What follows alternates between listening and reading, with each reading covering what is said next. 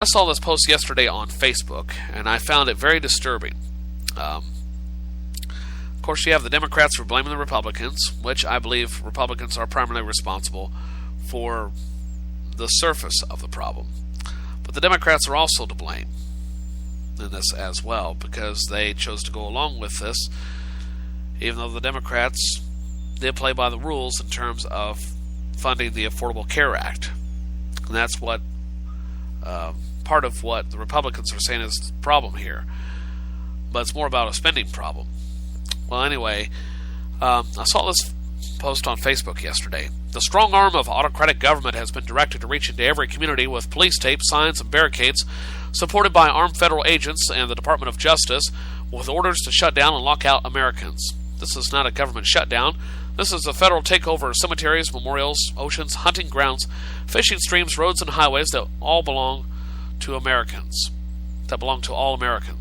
Families all across America are beginning to feel the pain with the initial intrusion of a facet of a federal police state, blocking access to our sacred national heritage monuments, from the World War II Memorial, the Vietnam Wall Memorial, to the road to Mount Rushmore, are despicable, threatening acts of federal power employed against the American people. America belongs to the American people, not the executive branch of the federal government.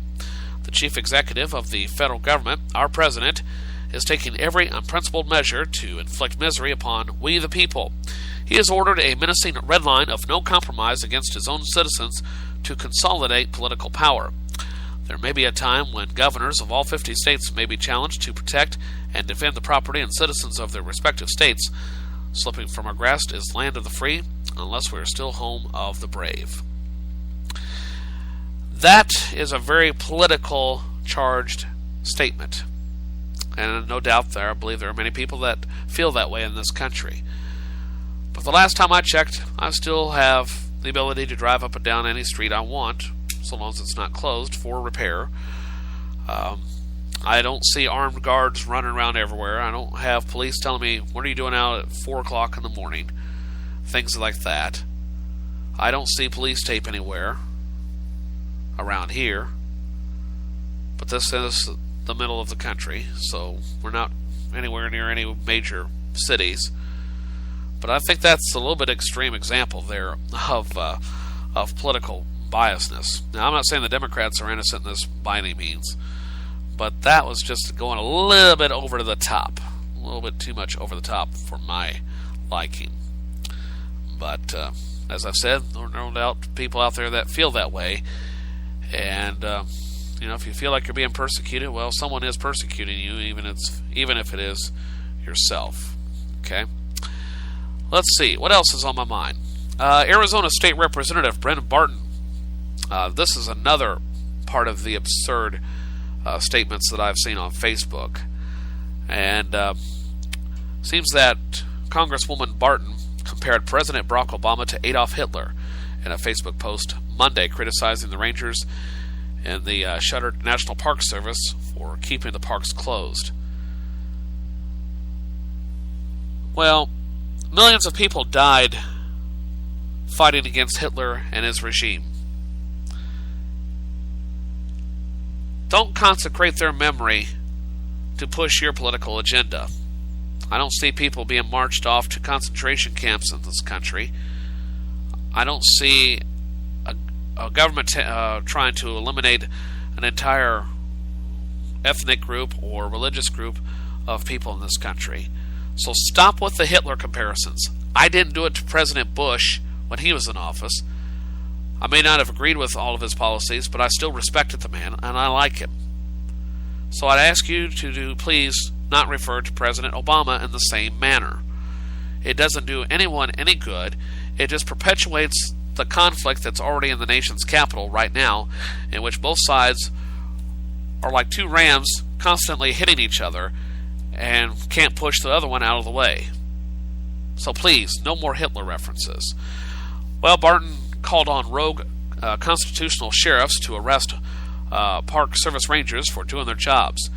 Barton initially posted urging citizens to encourage their local sheriffs to consider, quote, revoking the arrest powers that they granted in the first place to federal agents operating within their county, unquote.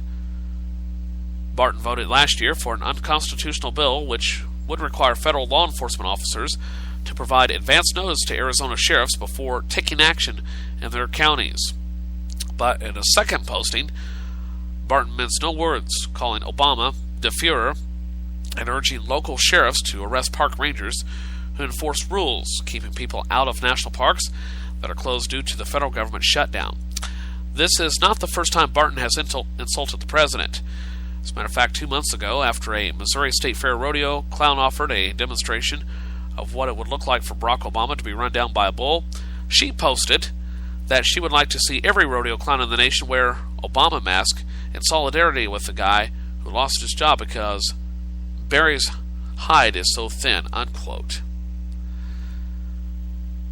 Alright, you don't like the president? Fine. I can't do anything about that. I can't force you to like someone that I like. And I admit there are people on the right that I don't like, that I despise. And I'm trying to tone that down. But this kind of political pandering is part of what the problem is in this country. And it occurred to me this morning that the Democrats and the Republicans in this country, with our different ideologies, we're like a married couple who are no longer able to find a mutual ground, that we've lost love for one another and respect for one another, and we're trying to get the other side to adopt our position through whatever means we can, short of breaking every single law in the book. In most other countries, we would be in a civil war right about now, the government shutdown.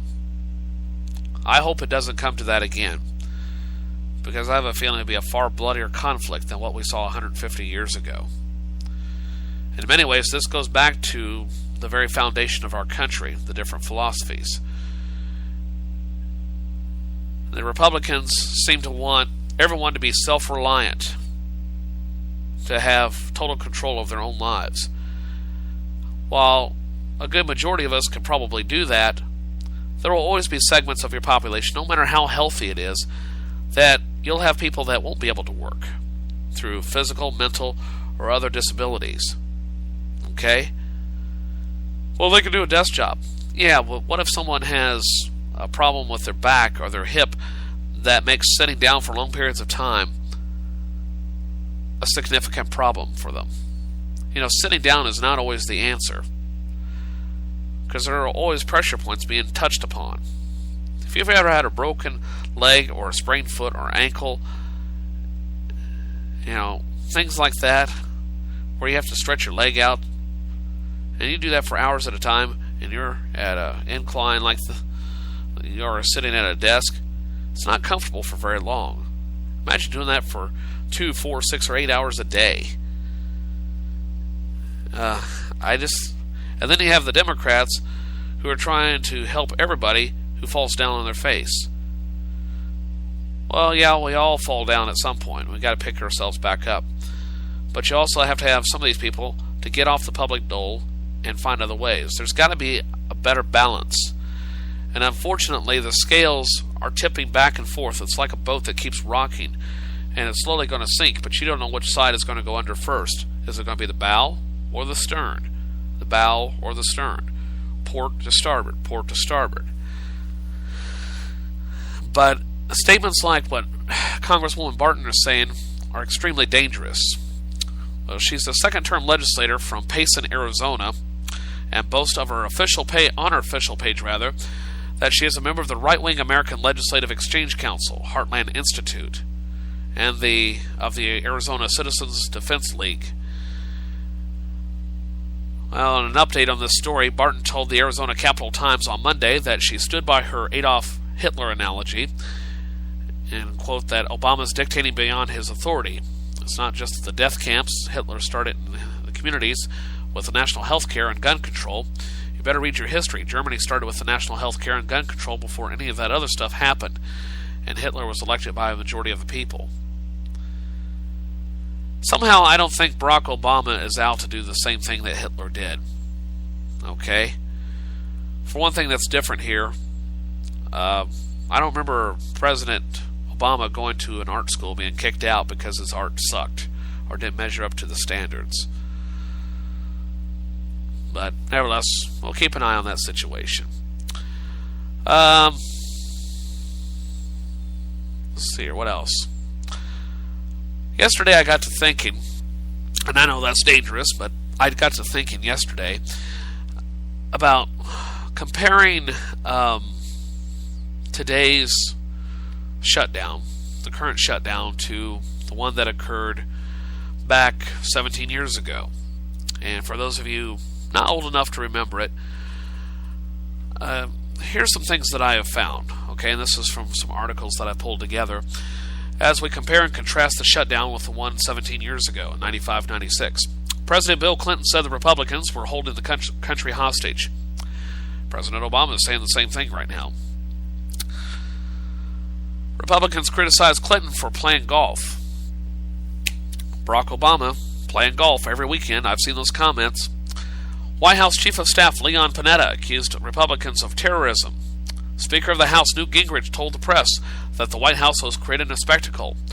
Everyone was talking about who was essential and who was non-essential. And then everyone was reminded that the nicer nomenclature was emergency personnel versus non-emergency personnel. Citizens called congressmen weenies and children. Citizens said politics were no longer effective. Citizens didn't really notice anything different about living in Washington during a shutdown, except that traffic was a little lighter. It doesn't affect me, one retiree told Malcolm Gladwell, who at that time was a business reporter for the Washington Post. I just think it's asinine. Meanwhile, 800,000 federal workers were furloughed, the news reported. How many were reported to be furloughed this week, nearly 18 years later? About 800,000. The more things change, the more they stay the same. Mike Dickens, president of a Bethesda-based hotel group, says, quote, "I am embarrassed to be a Washingtonian today." That's what he said in 1995. And today it's even worse, he says. I thought, are we really going to do what they did in 1995? Are they that stupid? Dickens says when reached at home by phone last Friday, there's a whole lot of people in Congress that weren't here in 1995, and they have no appreciation for what it does, especially to the D.C. area hospitality industry, which is busier in October than around the holidays when the last shutdown occurred. Is there comfort in repetition? Can nostalgia be our anesthetic or our guide? Then and now, two political major parties and two branches of the government can't seem to work it out, and it's everyone's fault except for the person who is currently talking on television.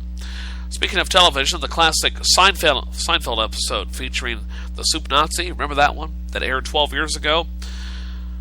Or rather, 17 years ago? That occurred 12 days before the 1995 shutdown. And everyone was saying, "No soup for you," like it was a punchline. Ross and Rachel were acting like grade schoolers on the second season of Friends. Boy, that makes you feel old, doesn't it? And Mariah Carey would spend most of that two-part shutdown at the top of the Billboard charts, first with Fantasy, and then with Boyz II Men with One Sweet Day, as the stalemate stretched into 1996. Tommy Boy had come out earlier that spring, though it would be eclipsed in posterity by a summer hit called Clueless, which lovingly satirized Beverly Hills high schoolers and mopped up the soap of 90210. eBay was just 2 months old. Babies born during the 1995 government shutdown, all those Jessicas and Ashleys and Michaels and Jacobs, will soon be adults who are eligible to vote. On day 18 of that shutdown, private funds were used to open the Vermeer exhibition at the National Gallery of Art. Legions lined up for cultural sustenance after a period of sensory deprivation. Just imagine navigating a furlough without social media, let alone high-speed internet. And you can thank your lucky stars and bars that now is now and not then. Now we don't have to internalize our rage. We can impose it on others with a couple of taps of a thumb. This time around, Washington is in the soft embrace of a glorious Indian summer.